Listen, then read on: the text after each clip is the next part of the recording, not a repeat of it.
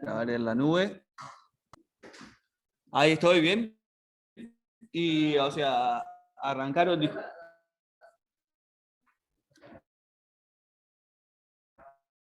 Bien, ahora sí.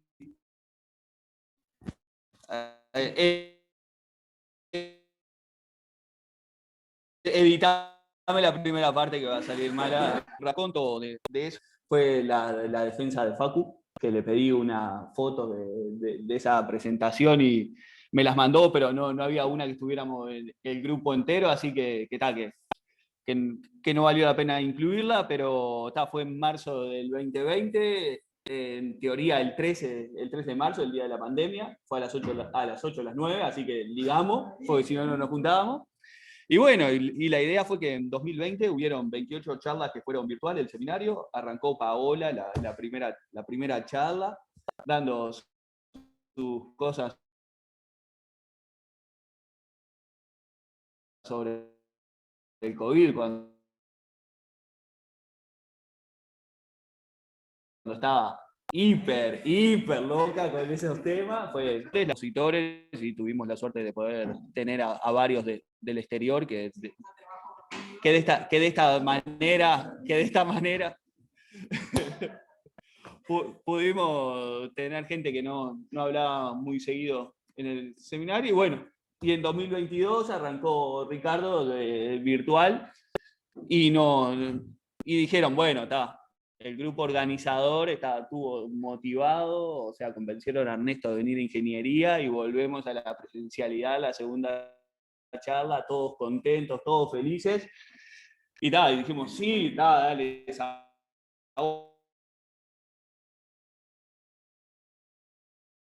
ahora, a romperlo. Hasta que me parece que se juntaron el Chola y Nico. ¡Qué embol! Pero bueno, o sea, después de 2 años divinos virtuales, o sea, la primera charla presencial me toca a mí, la verdad que es una alegría poder estar acá. Bueno, esto era para hacer un raconto y joder un poquito sobre la situación que tuvimos que vivir. Y bueno. No sé si está Ricardo conectado, pero como decir que hay lugar en el estacionamiento.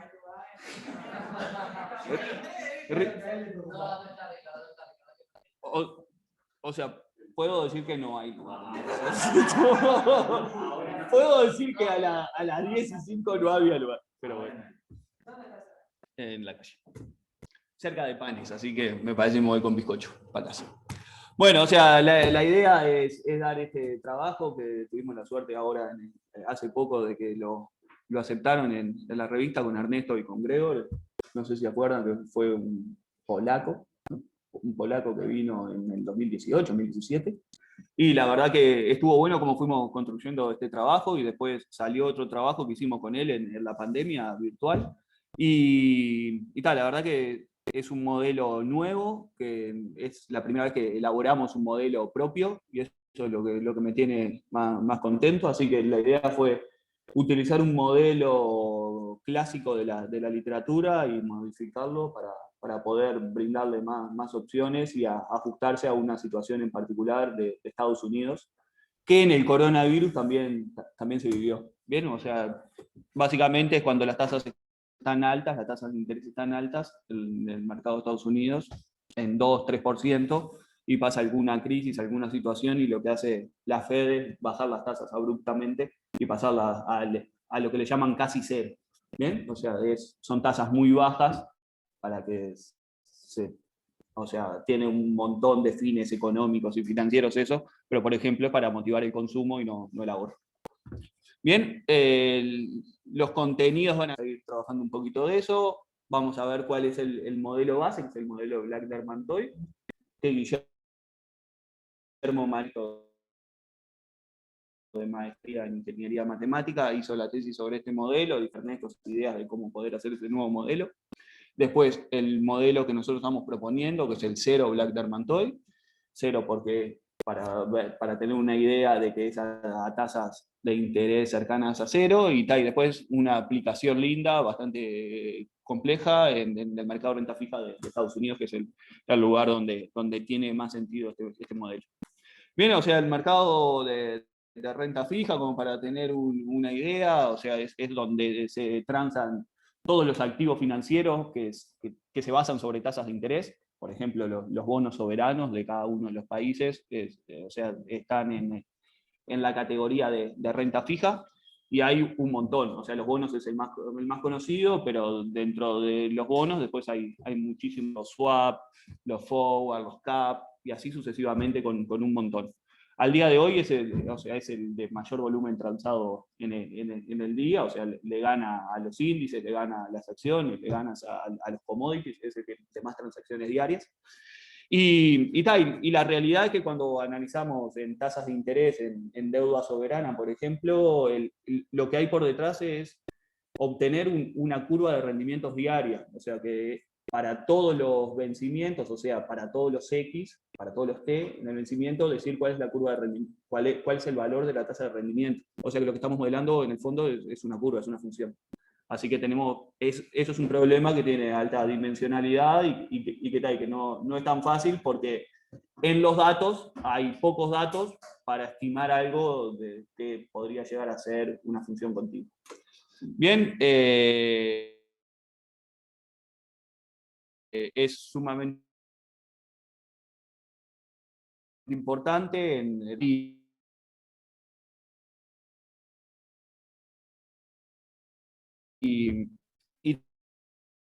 o sea, y hasta el 2017 se trabajaban con modelos, cosas,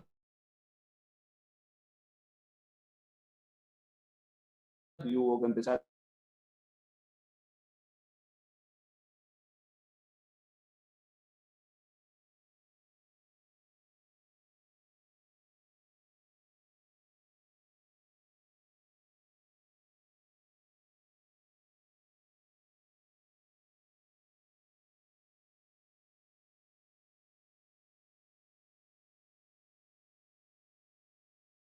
la Federal, la Reserva Federal de Estados Unidos, y es un valor teórico, ¿no? que impone, y en el fondo es un rango entre 0 y 0,25, entre 0,25 y 50, pero esa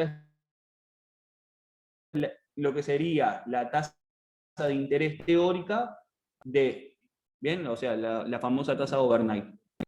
Y esa es la tasa que o sea, se trata de manipular, es la herramienta de política que utilizan para ir moderando la economía. O sea, tiene un montón de propiedades y un montón de beneficios y de contras para la economía, o sea, regirse mediante la fijación de esta tasa.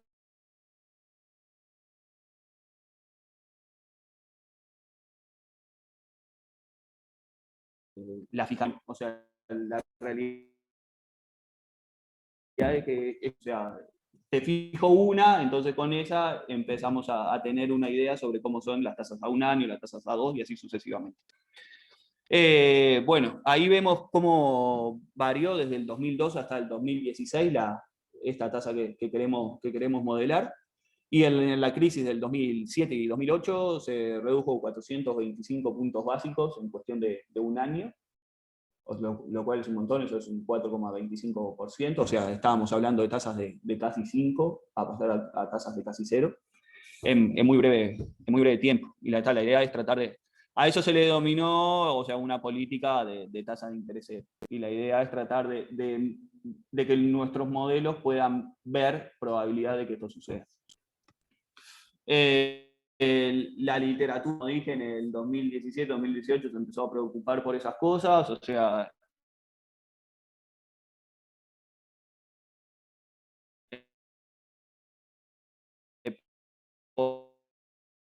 por mi tesis de licencia tuvimos contacto con la idea, o sea, fusión con un punto Stiffy, bien, o sea, ya cercano a 0, básicamente se queda ahí, y así sucesivamente fueron sucediendo modelos estocásticos en tasas de interés que con por ejemplo, el movimiento browniano o con otros procesos de aleatoriedad que lo que tratan es me acerco a 0, me quedo por un tiempo cercano a 0. O sea, la evolución va a estar cercana a cero y no vamos a tener igual probabilidad de ir para arriba o de ir para abajo.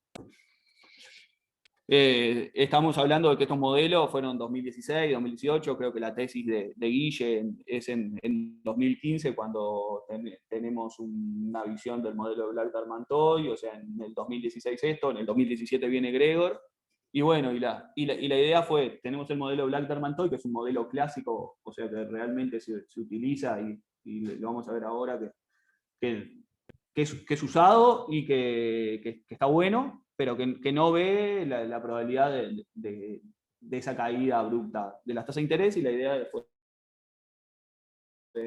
agregárselo. Nos basamos en trabajos, que uno fue el de Lewis y otro fue el de Duffy Singleton, que tuvo que ver con el tema de mi tesis de doctorado.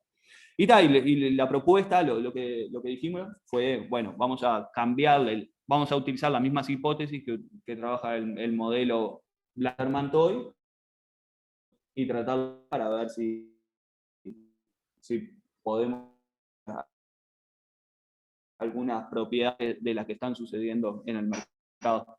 Las características del Black-Darman-Toy son varias, o sea, ya fue hecho en el 80 y algo, pero no fue publicado, o sea, lo utiliza una empresa hasta que en algún momento dice, bueno, y lo publicaron en muy buena revista, pero ya era utilizado hace mucho tiempo antes en la industria.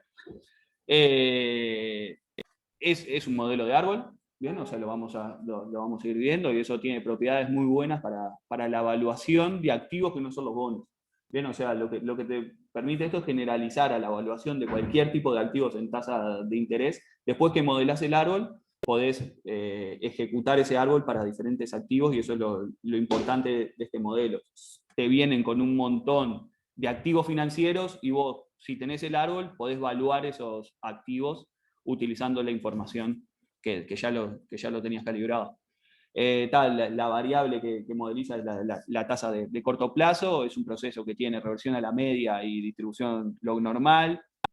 Los precios de mercado son los precios que te da el bono, o sea, no hay lo que se llama un arbitraje entre el modelo y el mercado, o sea, el modelo te devuelve los precios del bono que estás observando.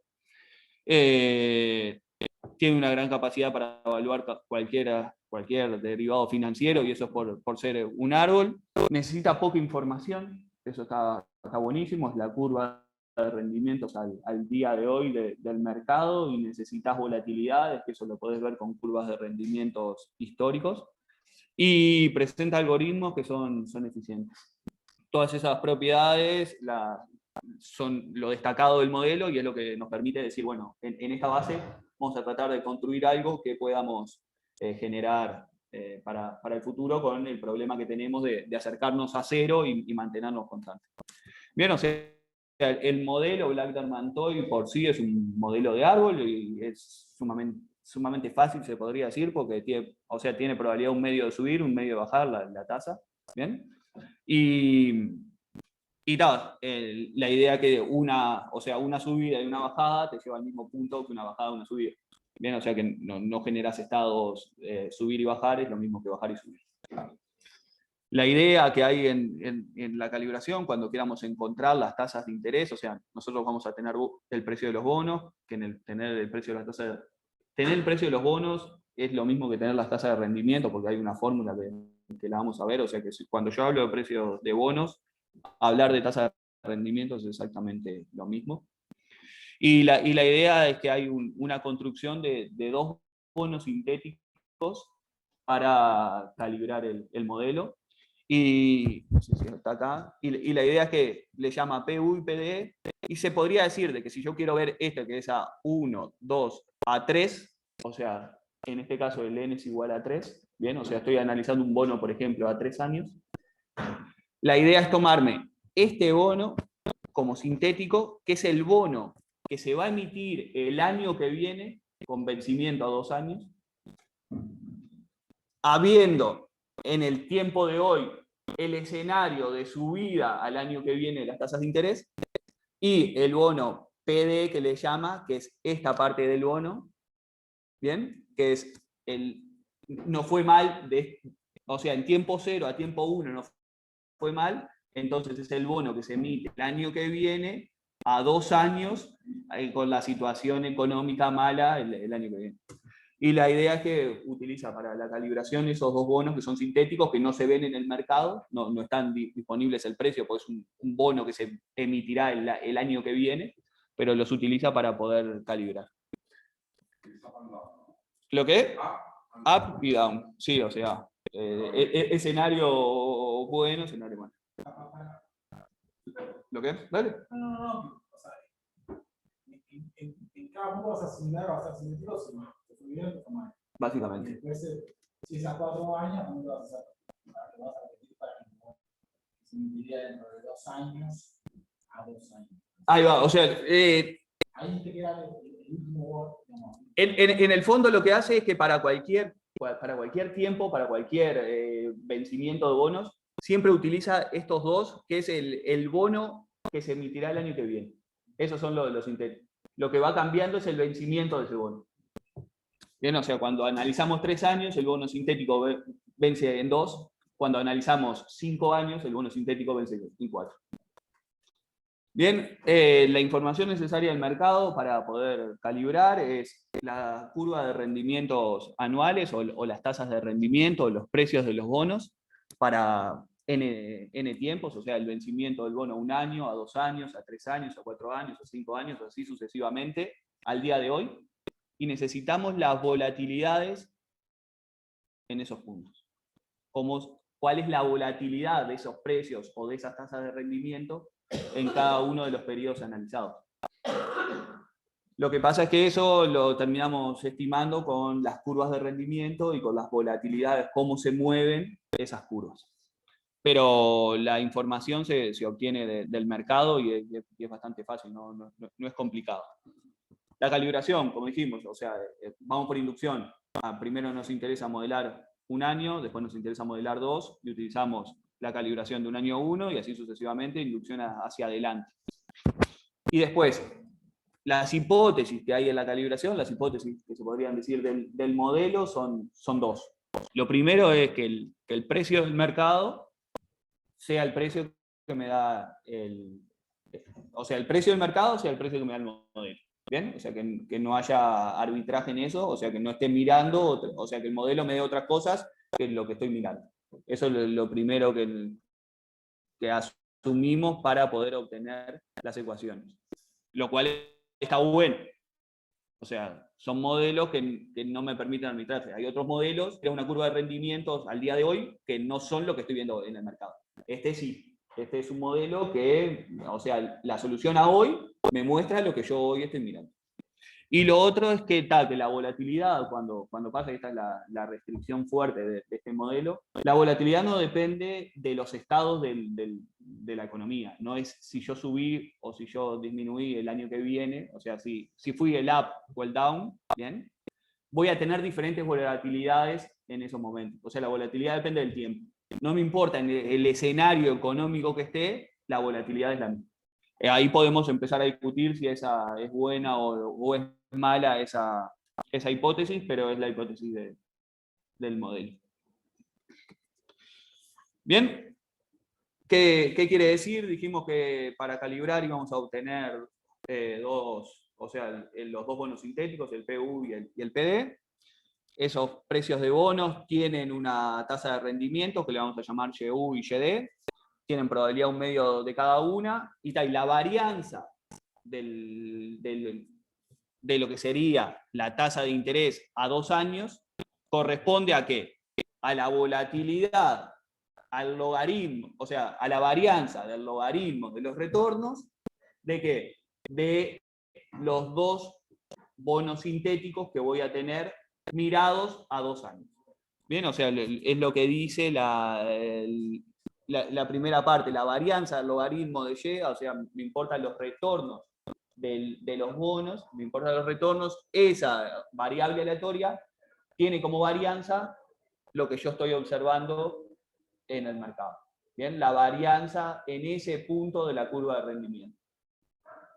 Esto termina siendo esta ecuación. esto lo observamos del mercado, y esta va a ser la tasa de rendimientos en el bono sintético en el escenario positivo, y este va a ser la tasa de rendimiento en el escenario negativo. Bien, y esta hipótesis, que es claro en los bonos sintéticos, con la hipótesis de que no depende o sea, depende del tiempo y no del estado, no del escenario, se va a transformar en una variable que va a ser la varianza local en cada uno de los puntos que yo tenga que decidir. También esa propiedad nos hace que tengamos una ecuación muy similar a la que obteníamos en la varianza de los precios de los bonos sintéticos. O sea que por los mismos argumentos, se ve esto en cada uno de los puntos. ¿Qué queremos decir? Que cuando yo esté analizando acá, el sigma va a ser exactamente lo mismo de este lado y de este lado, y el sigma va a ser exactamente lo mismo para ir de este y de este. ¿Bien? Y ese sigma no lo conocemos. Yo el que conozco es el beta, que es el que me da los retornos de los bonos sintéticos mirado en general. Así que ese sigma va a ser otro parámetro a estimar en el modelo. O sea, en principio es complicado,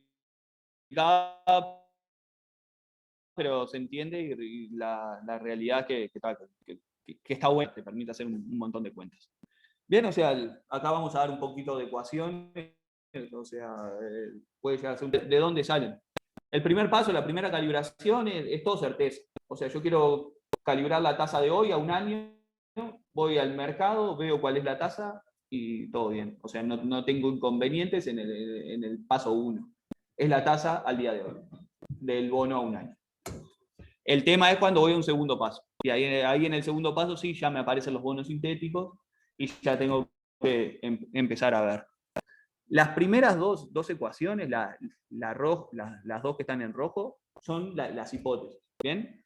Que el precio que me da el bono del mercado es la tasa descontada de los bonos sintéticos. ¿Bien? Y la varianza que estoy viendo en el mercado es la varianza del logaritmo de los retornos que estoy viendo de esos bonos sintéticos. Bien, después esta azul son los bonos, o sea, los precios de los bonos finales, porque este PU se construye como ir descontando los valores finales, que son 100. O sea, el bono al final del periodo me paga 100. Empiezo a ver cuánto me va pagando en cada uno de los periodos anteriores. Y esto es lo que dice, que al final del periodo me paga 100. Y PU y PD son por definición la definición de un bono sintético a un año. O sea, estamos analizando 2 años. El bono sintético, ¿qué es? Es el bono a un año. ¿Bien? Porque, o sea, es el bono que se emitirá el periodo un año. Mi objetivo es mirar 2. Si yo lo miro, el bono que se emitirá el año que viene, solamente el periodo es 1. Eso es lo que vemos ahí, y eso se extiende de esta manera, que son las mismas dos ecuaciones que, o sea, salen de las hipótesis del modelo. La segunda, las azules, son los precios de los bonos en cada uno de los nodos del árbol. Son 100, porque es el valor final del bono, y empezamos a ir descontando mediante las tasas de interés que vamos descubriendo. Los negros son los 2 bonos sintéticos, que es lo que tenemos.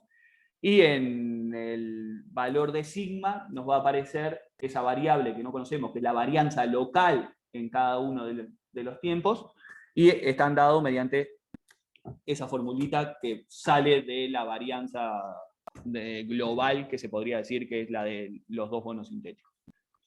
Básicamente esa es la estructura, y esto es lo que hay que hacer en cada uno de los tiempos para dar árbol, o sea, primero para tiempo 1, después para tiempo 2, y así sucesivamente para todos los tiempos que queramos analizar. Ese es el modelo de Black-Derman-Toy, cumple estas ecuaciones y realmente se puede aplicar y se realiza perfectamente en el R. La idea fue agarrar ese modelito que tenemos y tratarle de agregar algo que nos diga, bueno, en algún momento entro en crisis. Y la idea fue agregarle una rama a la... ¿Bien? tratando de cumplir las mismas propiedades. Es agregar a que las tasas de interés en algún momento, si están en 2, 3, 4, tenga una probabilidad no nula de ir a cero, ¿bien? A valores cercanos a cero, que en nuestro modelo lo vamos a imponer, vamos a decir, este va a ser va a ser 0,25 el valor que vamos a utilizar como ser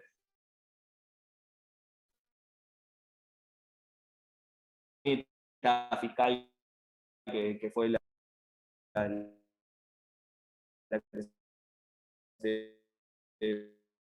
vamos a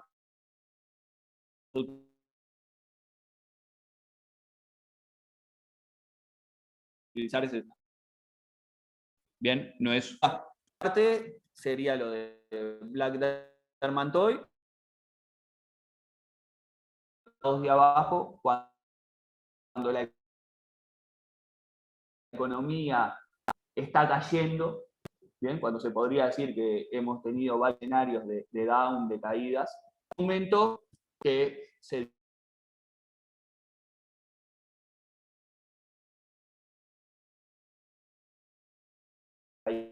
caídas se dieron, bien, o sea, escenario de, y es lo que está puesto en azul, bien, que cada una de estas tasas de interés, y acá estamos viendo las tasas de interés, la tasa de rendimiento es, por ejemplo, 0,25. Representa de la misma forma, lo único que ahora sintéticos pasamos a tener 3. Estamos frente a una conexión inestable, o sea, tenemos este bono sintético que le podemos llevar PU igual, es en el PU un escenario positivo. El sintético es este, que es el que en el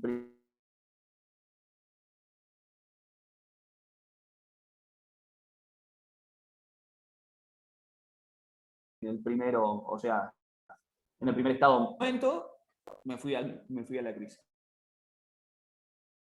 Bien, que es el que le llamamos P0, que es este bonos sintéticos, pasamos a trabajar 3, que son las situaciones que tenemos. Pero el razonamiento es el mismo. Bonos que no existen en el mercado, acciones actuales de la economía. O sea, el próximo momento, el próximo paso que analice, o me va bien, más o menos, o me fue mal y me fui.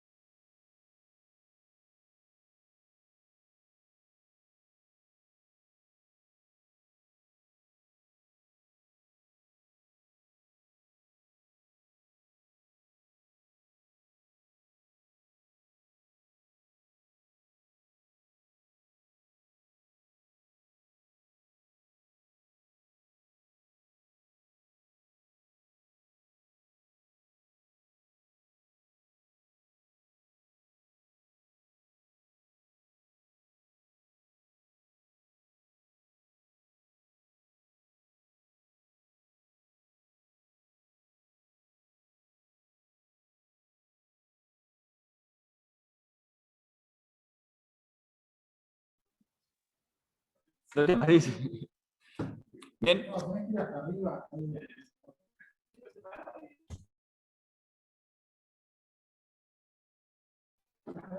No, a veces te activo ese. La idea es que después que entra probabilidades de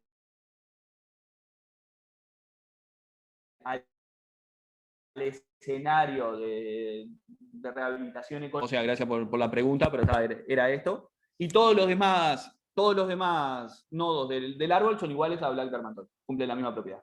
Un medio probabilidad de subir, un medio probabilidad de bajar. Lo único que se cambian son estos nodos. Se agregan unos abajo. Bueno, la economía me viene mal. Bueno, en algún momento me fue mucho peor, entre crisis.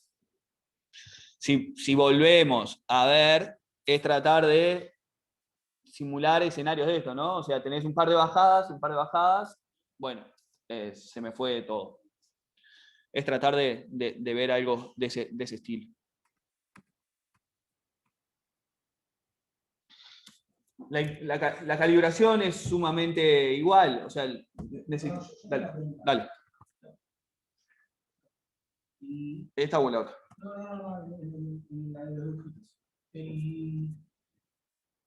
Vos salís del árbol azul con o sea, ¿con qué probabilidad la Fed dice volvemos a la mitad, vamos a tener una tasa de ahí va, es la Q, pero en la realidad, o sea, esta política duró 8 años. O sea, la probabilidad fue baja de salir. La realidad es que no lo vas viendo, ahí están los analistas que empiezan a tirar. ¿Es algo que vas a estimar en el modelo? No, o sea, es un valor que le damos. Es un valor, o sea, decimos que la probabilidad de salir en crisis es tanta. O sea, P... El tiempo medio que va a mirar la política... Exactamente. O sea, básicamente hicimos eso. Miramos, o sea, la historia de la tasa de interés y pusimos parámetros razonables. O sea, la X0, que es la tasa de rendimiento de los bonos ahí, dijimos, bueno, es el límite superior del rango más bajo del que hay. Miramos los últimos 100 años de Estados Unidos y dijimos, bueno, en 5 años tuvo crisis, entonces tomó Q, o sea, P igual a 0,05 y así sucesivamente con ese tipo de cosas. Pero P, Q, X0 está dado en el modelo cuando vayamos a calibrar. Dale, Matías. Y o sea, hay cierta sensibilidad. Esa es la realidad. La idea capaz que es más, cuando vos estás en un escenario de normalidad, el tener esas probabilidades que cambien los precios, es como que es el gran tema de la finanza, valorar los tiempos antes de que se... Cuando vos bajás ya sabés que bajaste, digamos, ahí. Pero el problema es cuando estás arriba, podés como percibir que modelo ajusta mejor. Y la idea fue que este modelo lo que nos permite es tratar de aplicar los mismos datos que tenemos al modelo. El procedimiento es exactamente igual, es iterativo. Las hipótesis de la volatilidad siguen siendo válidas. En vez de ahora tener 2 bonos sintéticos, pasamos a tener 3. Así que la varianza, que es lo que vemos en esta parte, y en esta parte mirado como el logaritmo de los retornos, pasamos a tener 3 escenarios, o sea, uno con probabilidad P y los otros 2 con probabilidad P techo, que era 1 menos P sobre 2. Bien, y la hipótesis grande de varianza local constante también la seguimos manteniendo, y lo que pasa es que una cosa es la varianza local en este punto, que tenemos 3 escenarios, bien, y otra cosa es la varianza local de este, que tenemos 2, que es lo que está escrito acá.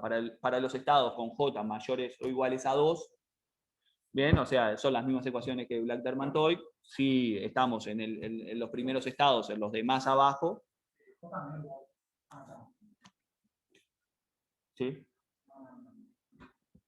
O sea, esos son los estados de arriba, son los que siguen iguales, y los estados con J igual a 1, bien, son los que hay que cambiar la fórmula y pasamos a tener 3 escenarios. De nuevo, primer paso, la calibración, estamos en un mundo de certezas. Segundo paso, pasamos a tener ahora estas ecuaciones. Bien, o sea, este es el precio del bono, que es el descuento de cada uno de los 3 bonos sintéticos que nos estamos generando, el PU, el PD y el P0, cada uno con sus probabilidades asociadas. Antes era un medio y ahora aparecen las P. Bien, o sea, la varianza global están medidos con el logaritmo de subir y de bajar. Estos son los bonos al final y tal, cada uno de los precios que fue generando de los bonos sintéticos con sus respectivas tasas de interés. La idea es que las otras ecuaciones, que eran 6, pasan a ser muchas más, ¿bien? Más complejas, o sea, mucho más difícil de optimizar y lo que quieramos. Y que tal, y básicamente los mismos colores significan lo mismo. Las primeras dos son las rojas de las hipótesis, la segunda son los precios de los bonos en el medio, intermedios, arrancando desde 100 al final y bajando. Los negros son la situación de los 3 bonos sintéticos que nos estamos definiendo, y las rojas son la volatilidad local en cada uno de los nodos. Y tenemos que resolver ese sistema con la información que tenemos. ¿Todo esto para qué? Para poder obtener las tasas futuras, y esas tasas futuras lo que nos permiten es poder tener una idea de evaluar derivados financieros.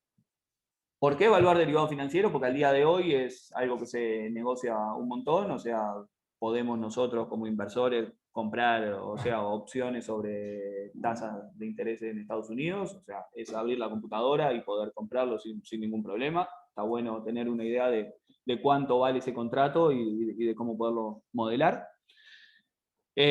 ¿Por qué utilizar esto? Porque es la manera que el mercado y realmente la industria, modelos de árboles son sumamente utilizados, aunque digamos, o sea, las herramientas matemáticas no son las más complicadas, pero para alguien que te tiene que fijar un precio en 10 segundos, estos modelos son sumamente utilizados y la idea fue utilizar esta clase de modelos. Bien, o sea, las opciones de compra son las opciones que siempre, o sea, son los derivados financieros que siempre les hablo, son los que tienen o sea, es como un seguro, o sea, dentro de un año quiero comprar este bono a $90, si el precio está por encima, me paga la diferencia, si el precio está por debajo, no me paga. O sea que la ganancia que puedo obtener es el máximo entre 0 y el precio que está ese día y el precio que yo me fijé.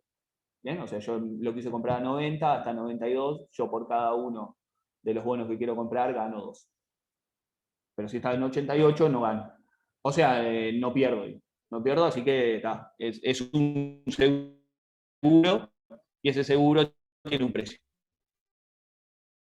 Y la idea es obtener ese precio. El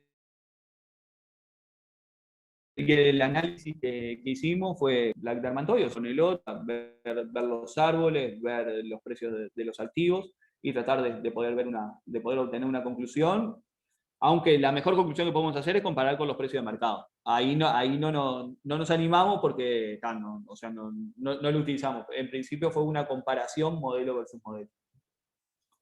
¿Qué hicimos? Hicimos un análisis empírico, como les conté, bastante grande, o sea, tomamos todo desde el 2002 hasta el 2017, todos los días, diario, las curvas de rendimiento de Estados Unidos, analizamos 6 vencimientos, que es a medio año, a 1, 2, hasta 5, o sea que en cada uno de los días analizamos 6 puntos, calculamos la volatilidad de cada uno de esos 6 puntos utilizando todos los rendimientos del año anterior calendario, ¿no? O sea, si queríamos analizar el 28 de febrero del 2015, tomamos todos los rendimientos de ese mismo bono desde el 28 de febrero del 2014 hasta el 28 de febrero del 2015 y calculamos la volatilidad en cada uno de los puntos que queríamos ver. Y ahí calculamos el precio de opciones, y en estas cosas no se ven tanto el precio de las opciones, sino que la volatilidad implícita. Ven que es algo que sale del modelo de Black-Scholes. Como para tener una idea de por qué desde el 2002 hasta el 2017 hicimos eso, porque Estados Unidos pasó por un montón de diferentes situaciones económicas, o sea, venía de una crisis grande en el 2000 y empezó a crecer las tasas de interés, el mercado, o sea, había una idea de que se estaba bien entre el 2002, el 2003, en el 2004, en el 2006, nos creíamos que estábamos en el mejor de los mundos, o sea, y ahí subieron las tasas de interés en una gran cantidad, y ahora lo vamos a ver en las gráficas, que o sea, creo que no lo vamos a ver en otro lugar, o sea, en el 2007 ya empezó las señales de la crisis, o sea, en el 2008 recesión, ahí en el 2008 cuando la Fed dice, bueno, estas tasas las paso al rango entre 0 y 0,25. En el 2009 seguía la recesión, en 2010 se contagia Europa, se complica en Europa y después ya a partir del 2015 empieza a mejorar ambas economías, pero ya con el proceso del 2011 hasta el 2014 con tasas bajas. O sea, en Estados Unidos, después que las bajaron las tasas, continuaron bajas por 7, 8 años. Bien, y tal, la idea es que las tasas que estamos analizando, que fueron los periodos que dije de 6 meses hasta 5 años, o su manera, y lo que decíamos de tasas altas fue este momento, ¿no? Acá analizamos volatilidad, acá analizamos las tasas, una volatilidad súper baja de esas tasas, pero con tasas súper altas, previo a la crisis. Entonces, si llegamos a ver de nuevo en el mercado esto, o sea, tasas a un año altísimas y con que no cambian, hay que prestar atención porque se podría repetir este proceso. O sea, Estados Unidos paga todo y lo que hacían era invertir en muchísimas cosas. ¿Por qué? Porque te pagaba más, o sea, comprar títulos, comprar activos financieros, que capaz que tirar tu propio negocio. Y la idea es que en este momento crudo es cuando el modelo podría tener una buena aplicación. Elegimos 4 escenarios, o sea, lo hicimos para todos los días, o sea, tenemos el modelo tirado para todos los días, en cada uno de los casos. Y dijimos, vamos a analizar 4, que fue en el 2006, cuando las curvas de rendimiento eran planas, lo que quiere decir era que eran altas y constantes, o sea, no, por lo general las curvas de rendimiento son crecientes, o sea, una inversión a un año paga 3%, una inversión a 10 años paga 5%. Bien, o sea, básicamente cuanto más tiempo pase, más me paga. En este momento las curvas, todos me pagan lo mismo. O sea, hacer una inversión a corto plazo o a largo plazo, lo que obtenía era la misma ganancia.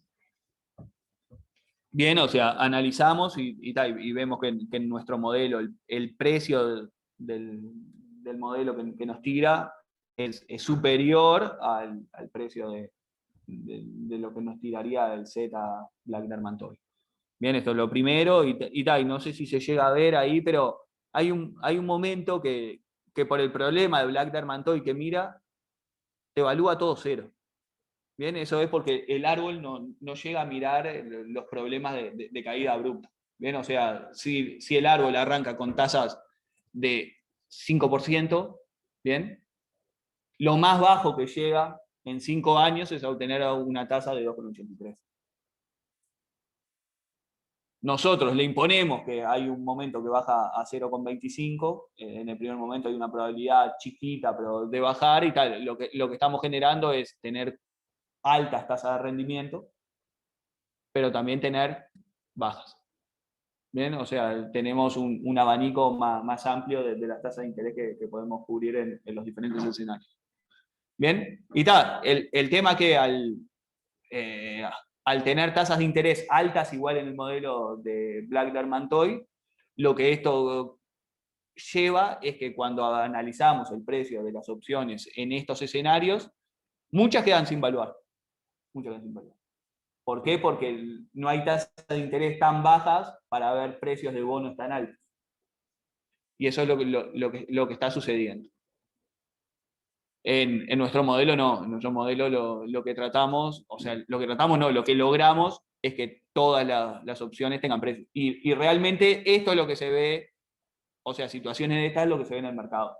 Cuando vas a comprar opciones, no hay opciones que valgan cero. ¿Bien? Hay opciones que valen baratas, porque es muy improbable que suceda, pero no sé.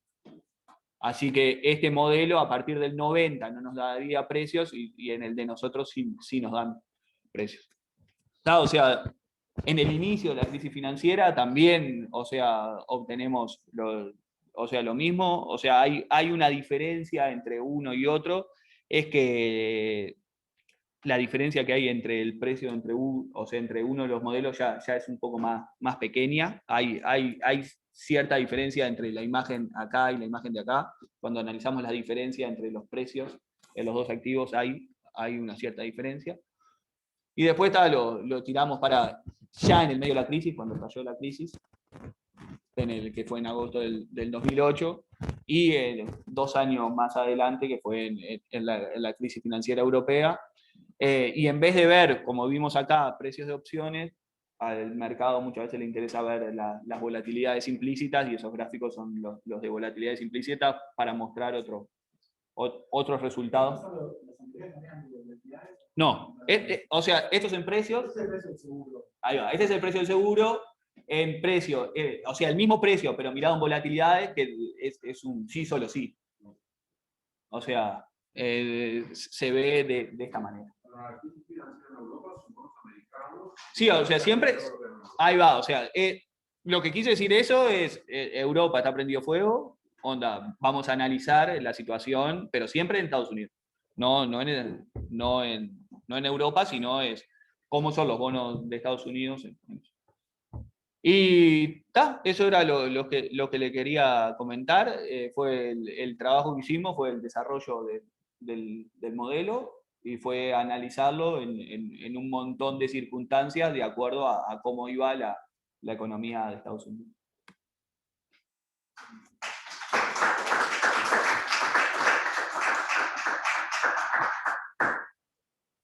Bueno, preguntas, comentarios.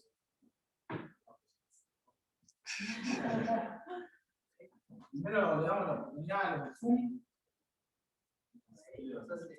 Sí, o sea, acá Nico, que está orientando las preguntas, dicen si tienen alguna pregunta en el Zoom. O sea, yo soy Nico, así que... No, nadie habla. Oh, sí, o sea, sí, sí. Facu estaba.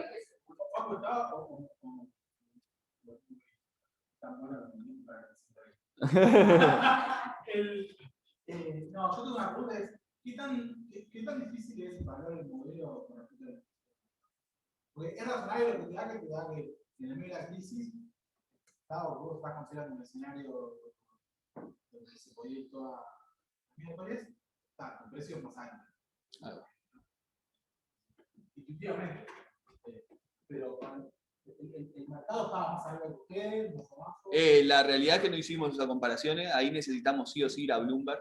O sea, los precios no están disponibles en internet. ¿Lo qué? Ahora ahora con economía vamos a tener acceso, pero este trabajo lo terminamos antes de que yo me fuera a FCA. Ahí va. O sea, no comparamos con la verdad. La idea fue, o sea, el trabajo fue publicar hacer el modelo y bueno, comparar entre ellos. O sea, tu modelo refleja mejor algunas cosas. Ha hecho para reflejar las cosas. Seguro. Si podés decir algo de la realidad, que el otro, bueno. Capaz que lo que estaban incluidos es lo que decimos como Matías, ¿no? Bueno, la sensibilidad es un parámetro como que sube la comunicación, digamos. Entonces, capaz por mucho es. Si solamente es un piso que es eso, ¿no? Pero que no te dé. No, sin duda, o sea, los precios de mercado es algo que hay que utilizar. Eso es el segundo trabajo. O sea, ahí va, o sea, exactamente. El segundo trabajo que hicimos en plena crisis, en pleno COVID, fue decir, tenemos esto, vamos, en vez de hacerlo solo para opciones, vamos a hacerlo para un montón de derivados financieros, para un montón, lo hicimos, con la situación de, mirá, o sea, ¿qué pasó? Crisis de coronavirus, estábamos todos locos con el... La Fed de nuevo bajó las tasas. O sea, habían subido a 3%, de la nada bajaron a 0,25. Y la idea fue, con esos datos, aplicarle este mismo modelo a una gran cantidad de derivados y no solo a estas opciones de compra europeas. Pero sí, lo hicimos, lo tenemos. Pero también... ¿no? Porque ahora está subiendo más rápido de lo que se esperaba. Sí, el tema es que no lo sabíamos, utilizamos los mismos parámetros y claramente eso tienen toda la razón de que puede llegar a ser sensible y tal, lo hacemos, los parámetros a estimar son con datos históricos que dijimos, ta. Y en ese trabajo utilizamos los mismos parámetros que esa es la realidad. Nosotros quería hacer un comentario técnico que tiene que ver con el trabajo de derecho. La resolución de esos sistemas grandes, Sí. lineales, es bastante... Sí, sin duda. Y ahí digo que venía con una formación mucho más numérica, mucho más de cálculo numérico. No, eso... De la parte de él y importante que la capacidad. No, a ver. Computacionalmente, No es tanto un problema de tiempo, sino es un problema que si vos te vas un poquito, son como muy sensibles, incluso hay zonas donde que no se sabe bien donde no hay solución. Ahí va, o sea, te enfrentas frente a problemas de que no existen las soluciones. O sea, computacionalmente es difícil esto. O sea,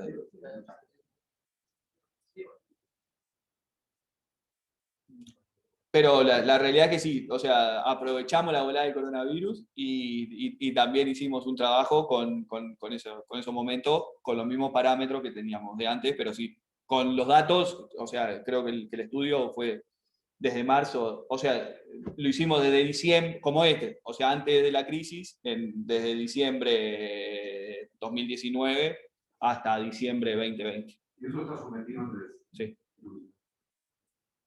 Sí, o sea, ese también. Este trabajo para lo que es la literatura financiera, o sea, matemática financiera, está en una revista que está buena, que o sea, es el Journal of Fixed Income, o sea, Journal de renta fija, básicamente, y el que lo mandamos fue a Journal of Derivative.